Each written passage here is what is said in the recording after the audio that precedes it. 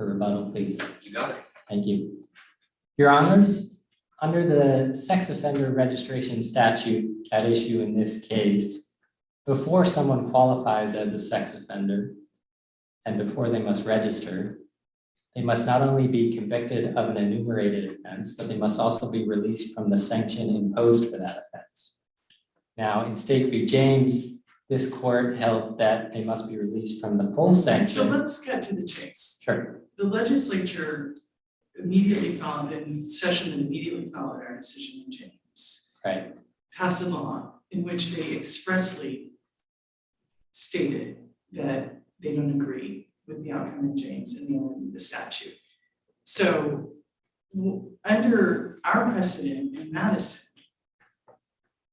regarding the recent amendment to statute and the analysis in that case, how do we buy what you're selling today? Sure. Yes, Your Honor. So the recent controversy rule has been held not to apply in situations where you have such a long gap in time. Wait, where is the precedent for that? I looked for that in your briefs, and I was looking, the cases where I read that the recent controversy doctrine doesn't apply is where the interpretation of the statute came up years before the legislative action.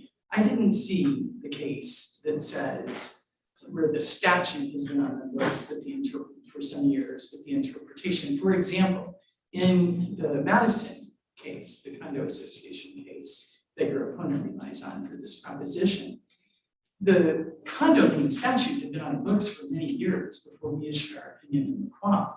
So help me understand or direct me to the precedent that stands for the proposition that where the statute hasn't been interpreted until recently, and the legislature acts in response to that, the recent controversy doctrine doesn't apply. Well, Your Honor, if the premise of the recent controversy rule is that a subsequent legislature can clarify legislative intent from a prior legislature, it doesn't make sense that a legislature that's so far divorced in time could clarify the intent of an older legislature.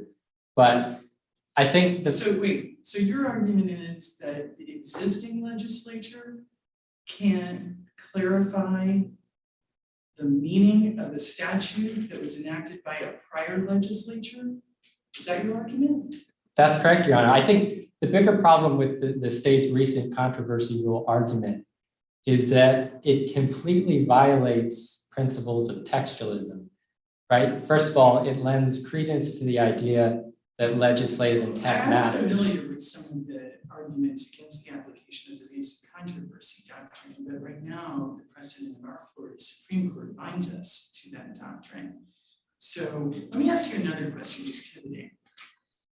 This is another doctrine that has some controversy around it, but your argument, and we acknowledge this in the James opinion, effectively, if I'm not mistaken, effectively would position sex offenders who don't want to pay their fines or costs once they're released from presumably incarceration or other conditions, that they don't have to register until they pay those fines. So what sex offender is going to pay the fine if the next step is registration? They can all just not pay their fines and not have to register.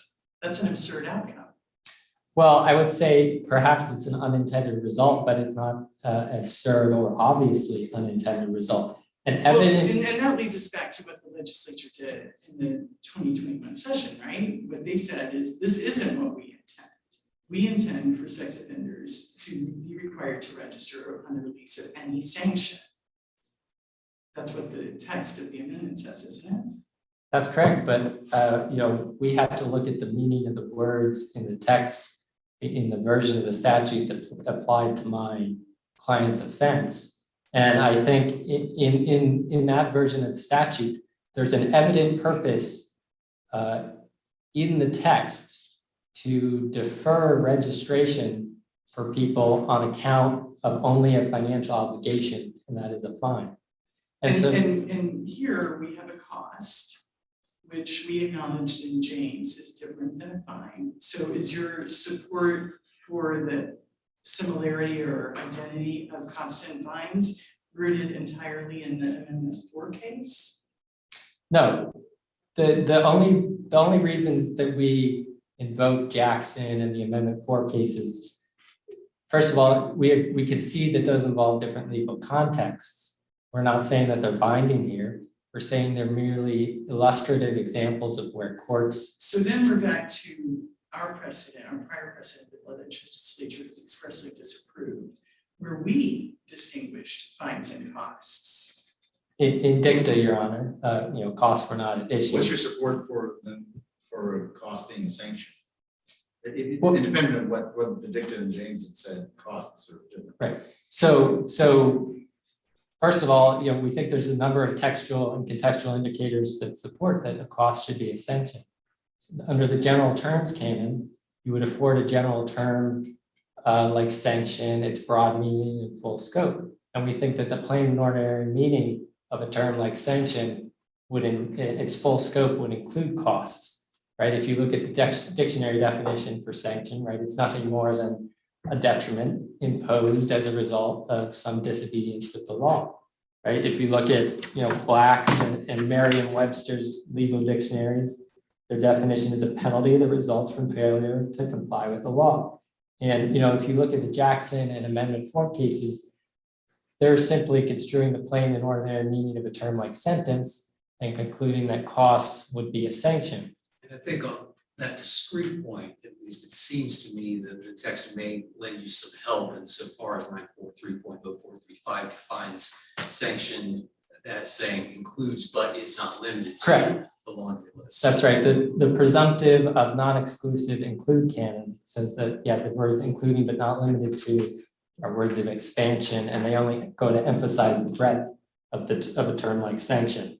But I think the most important indicator of why a cost is a sanction is the fact that a fine is included as a sanction, right? The fact that a fine is included as a sanction and undermines a lot about what the state is saying about the statute, right? Because if you take, for example, someone who has fines outstanding after they've been released from their other sanctions, or if they have a fine imposed as their only penalty, then in that situation, they're not released from a sanction until they pay their fine. And that suggests that the statute is okay with someone going unmonitored, unregistered in the community. It suggests that the statute is okay with that, even though their sex offender registration information is not being updated while they're out in the community. It suggests that the statute is okay with a result that doesn't comply with federal law. It suggests that the statute is okay with someone having a sanction that they have some degree of control over when they're released from it, right? Because one evident purpose in the statute on account of this release mechanism is to defer registration on account of people who hold a particular sanction. And an evident purpose is to defer registration on account of a financial obligation, a fine. And so there's no reason that whatever policy objective is behind deferring registration for a fine that it wouldn't also apply. It seems to me like we're kind of trying to read tea leaves at a certain level of where your argument's running right now. I mean, look, the original version of the statute, pre-clarification, uses a definite article vis-a-vis a list that uses an indefinite article. And so we were left in our case with having to determine what does that definite article mean? Is it all encompassing or do you break it down piece by piece? Seems to me trying to figure out the legislative intent when I believe and we'll hear from the state, I believe what the argument would be from the state would be something along the lines of, look, it was always the legislature's intent to tie registration to completion of a incarcerative or probationary sentence, right? But that's not what the text ever said. So I think in that light, we're kind of left with a little bit of a black box maybe. Well, we're not trying to divine the legislative intent. We're trying to divine what the words used in the statute mean. But you were just saying, and I'll briefly say discussion that with that, what you're doing is what you just described. We were saying the words, the statute allows for they delay in the registration requirement until after payment of a fine, which is different than incarcerated sentence. And so because it allows for that, why shouldn't it just also allow for a sanction? But if we're going to talk about policy or the purpose behind what the words, it isn't a sanction. A sanction isn't a cost. Doesn't a cost serve some different purpose than a fine? A fine is punitive, it's retributive, whereas a cost is just a practical burden that somebody has to bear. And the legislature said, well, you know what, you did the crime, so we just need you to bear it and not the taxpayer. Well, Isn't Your that a Honor, distinction? well, Your Honor, there's, so in the definition for sanction, the definition for sanction doesn't get into why a particular detriment is imposed for a particular disobedience. But I also think that, you know, what the state really wants here is to sanction to be limited to things that just would incapacitate someone in lieu of registration. No, I get that, and your argument's compelling, which is if you look at a sanction, which includes things that are non-incarcerative, Right. that's compelling. But there's this, I thought we were still talking about, correct me if I'm wrong, the distinction between if there is one, a fine and a sanction for the purpose of whether, fine and a cost for the purpose of whether it's a sanction. Well, so at the time that a fine acts to defer registration, it is no different than a cost. Well, its practical effect of deferring registration is no different. But is it something, you talked about the canon, that there are other canons you have not limited to, and is a cost of a piece with all these other enumerated items in the list, and that's what we're talking about. Why can't the sanction be seen as something not of a piece with those enumerated items? So a fine, a fine once imposed, it's identical to a cost. It's just a sum of money owed. And during the entire time that a fine acts to defer registration, it's a sum of money owed exactly like a cost. And we're looking at the general terms canon here says that a sanction should be afforded its full scope. And so under the plain and ordinary meaning canon, a sanction, its full scope would include a cost, which fits the bill of being a detriment imposed as a result of disobedience. And we also have the presumption of consistent usage, right? The career offender statute as a sanction instead of. So I need to bring you back before you run out of time to two basic questions that I've started with you. One is if you have some guidance on the precedent regarding the recent controversy doctrine being tied to the controversy developing shortly after the statute was enacted versus the amendment being tied to the controversy routes. I would like to know about that before you sit down. And the other thing that I think that we're all struggling with here is that the words that the legislature used in the 2021 amendment are expressed, and they say that James is contrary to legislative intent, and the person's failure to pay a fine does not relieve him or her of the requirement to register. So under your construct, fines and sanctions are the same, and those words mean now, and under the recent controversy doctrine, then that the legislature doesn't intend for a sex offender to be able to avoid registration by not paying a fine or a sanction. So help me understand better why we should go in the direction that you're requesting. Well, Your Honor, we have to rely on asking the court for application of the principle of textualism, which says that, so if textualism is the idea that the law means what it says, the recent controversy rule is the idea that the law means what the legislature thinks it meant after the fact, right? So I think we have to rely on textualism here, the supremacy of the text principle, which the Florida Supreme Court has said, even in the Amendment 4 case, that this court must follow. And Okay, so let's get you down cabinet. You want us to disregard, for your purposes today, the recent controversy doctrine, which the Florida Supreme Court has also told us is an important piece of our textual application of principles of textualism.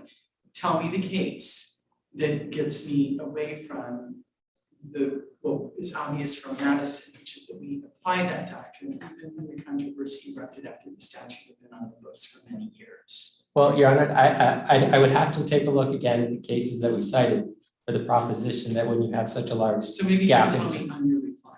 Yes, so once I'd have to look at the cases which involve such a long gap between the initial legislative enactment and the subsequent amendment, right? I mean, it's ridiculous. With that, Mr. Mulder, you're now eating into your time. We've been peppering you with some questions, but and I gave you a little extra time.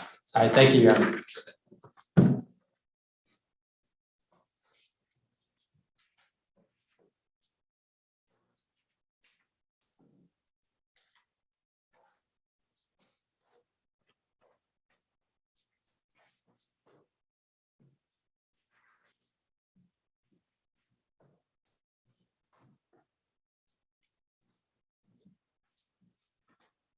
Good morning, and may it please the court. I'm Rachel Siegel, and I'm appearing on behalf of the state. Hull contends that the legislature designed a scheme empowering sex offenders to choose whether to register as sex offenders at all by deciding whether or not to pay their court I think costs. to clarify something, I don't think anybody is seriously suggesting that the legislature intended to allow sex offenders to avoid registration. I think what fairly read and fairly understood, what happened was that we had some text, we interpreted it as was written, and the legislature came back and said, no, that's not what we intended. But I think to say that it was ever the legislature's intent, I think all could agree that that probably wasn't, but did the words that they ultimately use embody that intent? I think that was the question that got resolved and then got clarified by the legislature for better or for worse. But I don't think anybody's ever suggesting that I don't even think we did that the legislature intended for that. No, Your Honor, you're correct that you have not suggested that the legislature intended that, but my opponent has suggested, as I understand his argument, that the legislature intended that. It knew what it was doing and intended to do that. That is the argument. I think as I before us understood today. Mr. Muller's argument is that this is what the text reflects and we divine legislative intent from the text. That's what I understood his argument to be.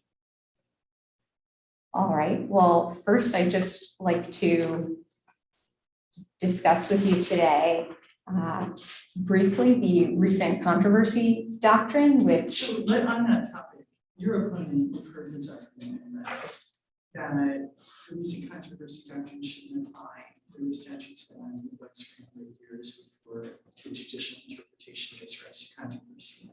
Please speak to that argument. yes, the recent controversy doctrine applies, as the name itself tells you, to any time there's been a subsequent legislative clarification after a controversy has arisen. And we apply the recent controversy doctrine when the controversy has arisen and the legislature has, at the first opportunity, corrected it. Okay, so you're. And that's what happened in Madison. So my other question for you in the context of the recent controversy doctrine, and I didn't see it addressed in the briefs, is, the legislature's clarification, as it were, in the 2021 Act appears in a footnote to the statute. And my question for you, I don't believe anybody addresses in the briefs, is does the footnote have the power of statutory text and force of law, or is it just a footnote? Well, The existential question, what is a footnote? that is It's a an good one, isn't it? interesting question, yes, but I think that the clarification here in SB 234 was not adding the footnote. It was instead changing the word "the" sanction Does to the fact a that- does sanction. Does the fact that the footnote originally appeared in the body of the session law affect your position with regard to the strength or effect of the footnote? I think that yes, that is helpful evidence that the legislature meant for it to have the force of law.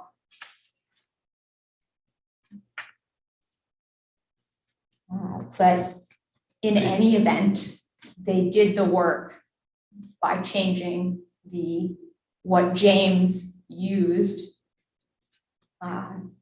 to what James got wrong, which was hinging on the determination, which was relying on the distinction between the and a. I think They James relied on the corrected. fact that fines were included in the statutory text as it existed at that time, isn't that right?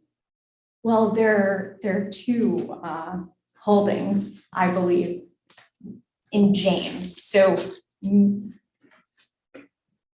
and there are two separate reasons for affirmance here. And one of them is James has already answered this question for you. James itself says that costs aren't sanctions under the old statute. And that should be the end of the question. James went out of its way to tell us that, and here I'm quoting, that Mr. James received a sanction, quote, of 15 years prison and a $10,000 fine. The fine was not imposed as a lien, nor was it imposed as a cost. Well, that's, I mean, the argument that your opponent makes, it's a fair interpretation, is that that's dicta. And is it obiter dicta, is it judicial dicta, is there some reason we should give more weight than dicta typically gets? Well, if that is just dicta, that's fine, because there's later on in the opinion, and this, I think there's excellent reason to believe that this second portion of the opinion is not dicta. It says here, Mr. James's entire sanction for his conviction consists of 15 years prison and a $10,000 fine. Mr. James was also assessed court costs, as every sexual offender is. And the court did not Is that in the face of include, the opinion that he was assessed court costs? I apologize. I'm sorry, could Is the you, fact that he was assessed cost on the face of the opinion? You derive that from the court, just to presume it based on. it's not on the face of the opinion, but it is in the record in James. And also, we know that every Did the trial sex judge offender take is assessed judicial court costs. notice of the costs that were assessed in James? Isn't there a proffer of the costs that were assessed in James as judicial notice?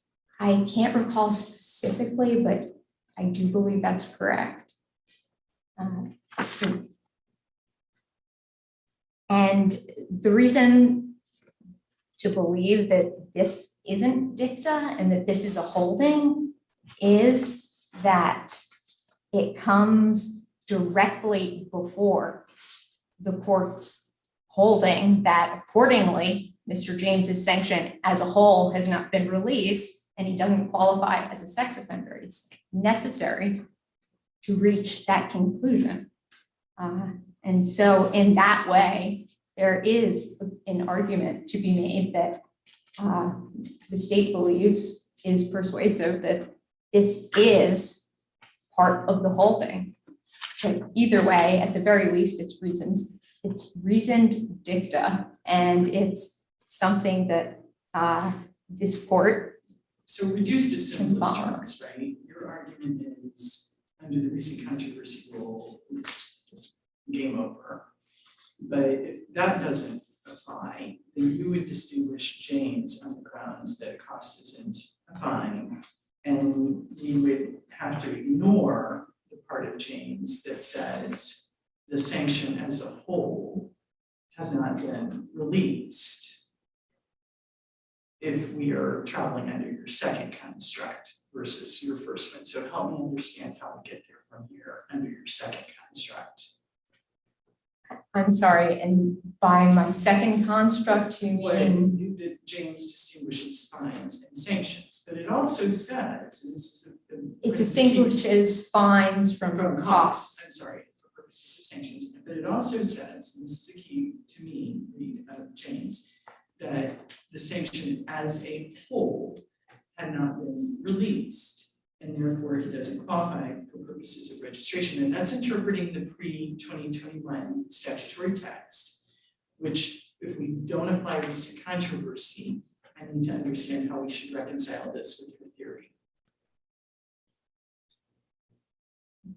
Because a cost is not a sanction. So that's an independent reason to affirm, and James does not speak So, I mean, to, your friend on the other side would say, look, arose by any other name, right? I mean, this person, but for this criminal sentence, this person would not have to pay this sum of money to the state. Why isn't that a sanction? He did something bad, he got found guilty, now he's got to pay more money. Yes, as bad as incarceration, no, but it is a form of a penalty. You got to pay, that money was his, now he's got to pay. Why isn't that a sanction? well, there are several reasons why court costs aren't sanctions. And firstly, Put it I'd like this to way. point out But that put it this way, he received, did he receive a bargain for voluntary service in exchange for that court cost, or was he compelled? Is he being compelled by the force of the state to pay this money? Because I get it, like in common parlance, a cost could be thought of as, well, something you're voluntarily paying in a free market. But that's not what's happening here. This person is under compulsion to pay this money. this person does have a legal obligation Yeah. to pay this money, yes, but instead of, my opponent relied a lot on dictionary definitions and the ordinary meaning of the word sanction, but it's important that here the legislature provided a specific definition of what a sanction is. It said a sanction includes, but is not limited to, these 7 enumerated things. Sure. Cost isn't one of them, and that certainly says something. I think if I understand what you're driving at there, is that, look, court costs are a very common kind of sanction. And surely if the legislature had intended court costs, knowing that it's a very common court sanction in this laundry list of kinds of sanctions, it would have done so. And notwithstanding the but includes but is not limited to language, we can infer that the absence of court costs in that list may have been purposeful. Am I getting what you're driving at? Yes, Okay. but additionally, it's also a very specific definition here for a specific paragraph. The text says itself that for the purposes of this sub paragraph, a sanction is these things and things like it, and costs are not like the 7 enumerated items. And one reason why is that they are primarily administrative in nature. They are designed to reimburse the state for its expenses in prosecuting you, or in Mr. Hall's case, to reimburse the state for its expenses in defending him also. And they can also be used to fund state programs, and they are imposed in every single case.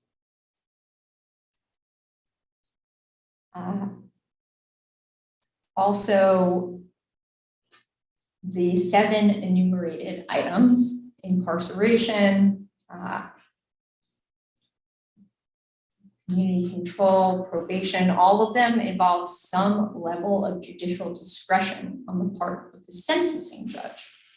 For example, to determine the amount of the prison time and the conditions of community control or the length of probation and even whether to impose it at all. Whereas court costs, the judge has no discretion in, it's a set amount of court cost. You are assessed this amount if you use a public defender. You are assessed this amount if you committed this crime. Every offender who commits the same crime gets assigned the same court costs.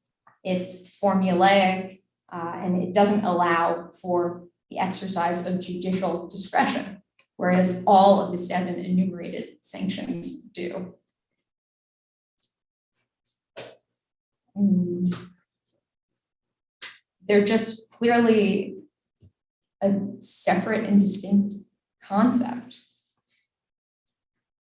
And as the panel has noted, the legislature would have been aware of the dramatic consequences of including costs here, because even understanding that this court in James gave sexual offenders some power to determine whether or not to register by saying that if they hadn't completed their sanction because they hadn't fully paid their fine, that they didn't have to register. The state represents that the fines are very rarely imposed. And so the court understood that it was speaking to a narrow universe there, whereas court costs are imposed in every single case and would have much broader implications, such that it would allow every sex offender to choose whether to evade the reporting requirements as by skirting his legal obligations to pay back the state for the expenses that it incurred. That would apply to fines, wouldn't it? I'm sorry. But that would apply equally to fines, wouldn't it? That ability would exist as to one of the enumerated items. And I'm not sure I understand what ability. You just said that you were distinguishing sanctions as an item that if it were included in, costs as an item that if it were included in the definition of sanction would allow the defendant to skirt registration. But wouldn't that equally apply to fines, which is an enumerated item? Yes, it does, but the state can represent to you that fines are rarely imposed, whereas court costs are always imposed. So this has a much greater impact and would have much more dramatic and drastic consequences than the ruling in James did on fines, just because everyone receives court costs. And I'd like to pivot, if the court is amenable to it, to the argument about versus the in the original text. Just to let you know, Ms. Siegel, you're coming up about the last 2 minutes. Okay, thank you. So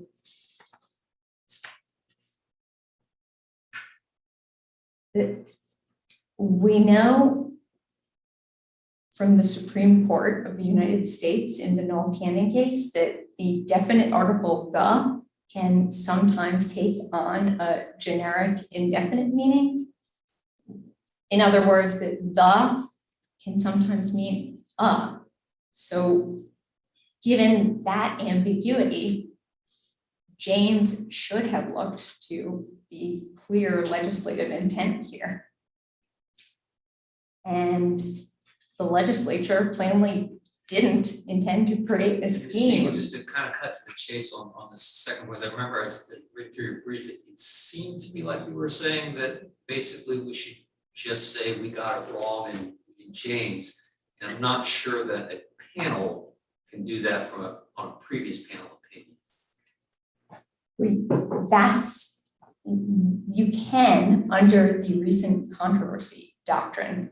That is why that doctrine is so special. It is an exception to the normal But is that saying, practice. is that, I may not be following you correctly, but the recent controversy doctrine is applied to your argument that the legislature itself has clarified what it meant. Correct. But that's different than this panel. If we were to do the other thing that you're asking, that wouldn't be the recent controversy doctrine, that would be us, as Judge Lucas said, contravening a prior panel precedent, which says the means the.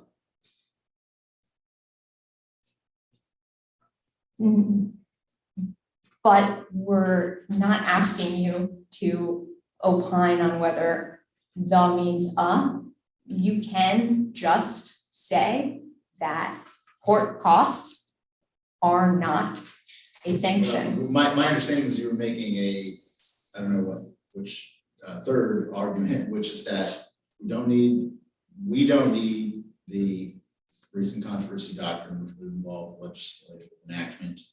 We don't need we don't need to distinguish costs as something other than sanction.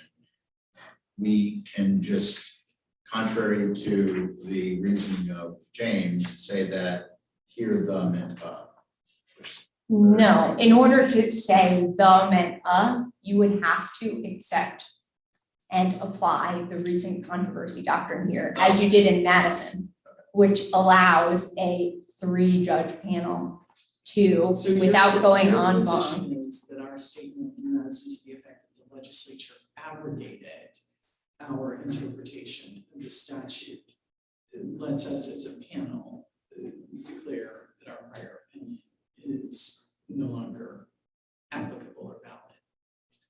Yes, that's correct. And it doesn't necessarily even have to be that the legislature abrogated James. It's just that it gives you the power to revisit and possibly overturn, if you believe it was wrongly decided, James, without going en banc, and because you are a different panel, and my time must be. It is. May I have an additional You can wrap few up very seconds to quickly, conclude? yes. Yes, I'd just like to say that in conclusion, we ask this court to affirm. There are 2 independent on either of the 2 independent bases that I've discussed with you today, and either because costs are not sanctions or because of the recent controversy doctrine. Thank you, Thank you so much for your time.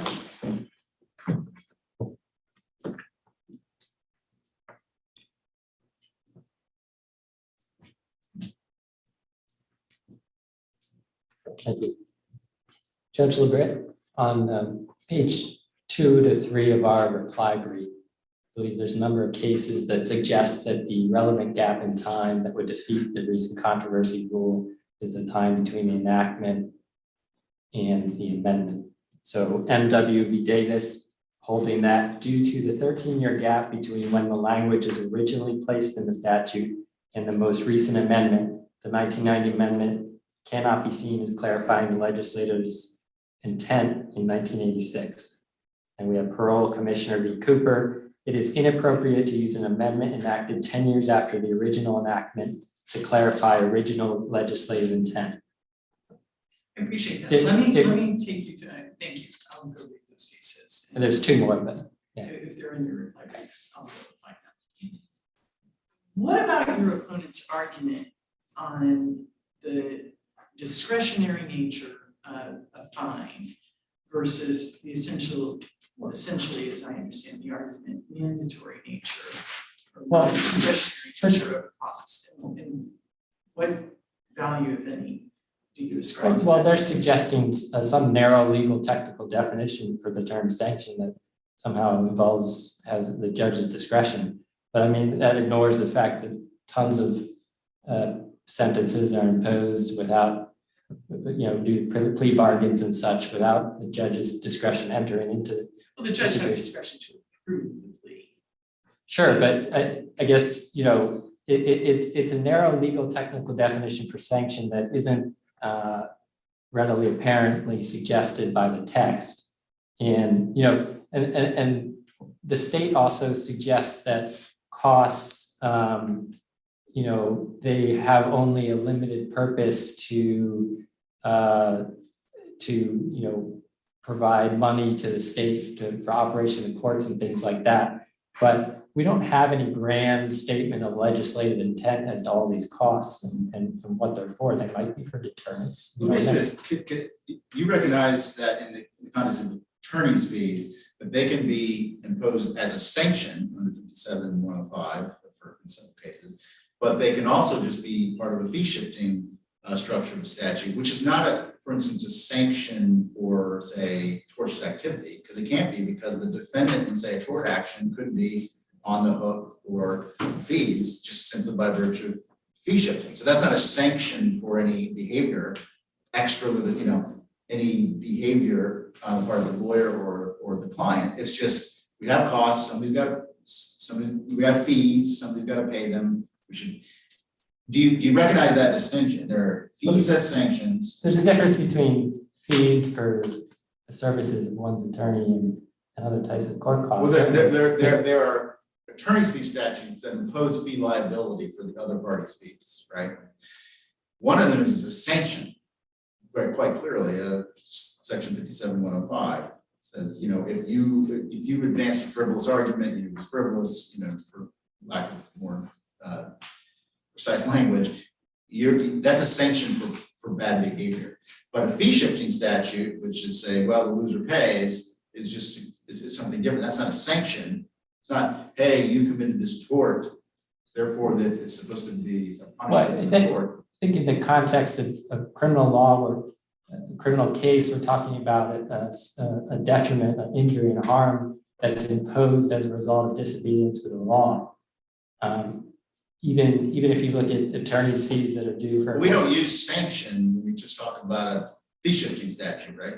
Hey, in this statutory scheme, in all of these types of cases, or a contract provision, fee shifting. That's not a sanction, right? There's no disobedience. If there's no disobedience, right? with There's the no law. disobedience, but the point is that there might be disobedience. I mean, maybe that essentially you disobeyed by the norms of society by tortiously not being negligent, but the attorney's fees are not a sanction for that. They're just fee shifting. They're just somebody's got to pay.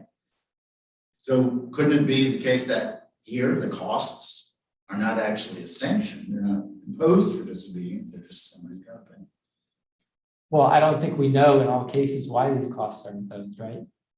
There's no definitive statement excluding a deterrent purpose for why these costs are imposed. So, and that's what the state has to do. They have to exclude the notion that a cost can be a sanction, right? So let me also talk about quickly. Is that because of the rule of lenity or something? We'll need you to wrap up in about a minute. Okay, yes, Your Honor. So under the rule of lenity, the state can get up here and they can say things for why they have a better reading or why their reading is more likely what the legislature intended. But they have to do more than that, right? They have to actually exclude our definition. Did anybody argue the rule of lenity in this case? In terms of what, our briefs or below? Has it been raised? Well, I mean, it's just like any other canon. You're doing this review de novo. It's just like any other canon, right? So I think it's preserved in the sense that you're doing a de novo review here, and it's just a canon, no last resort. You get to the end, if there's doubt remaining, you have to rule in my client's favor, but that doesn't mean it doesn't set the burden of proof on the state and set the standard of proof that they have to exclude, or they have to prove that their interpretation is the correct one beyond a reasonable doubt. And we think there's enough doubt here, right? Because an evident purpose of the statute is to defer registration on account of the fine. So why not a cost, which is identical with the fine once imposed? Thank you, Your Honor. Thank you. Thank you both.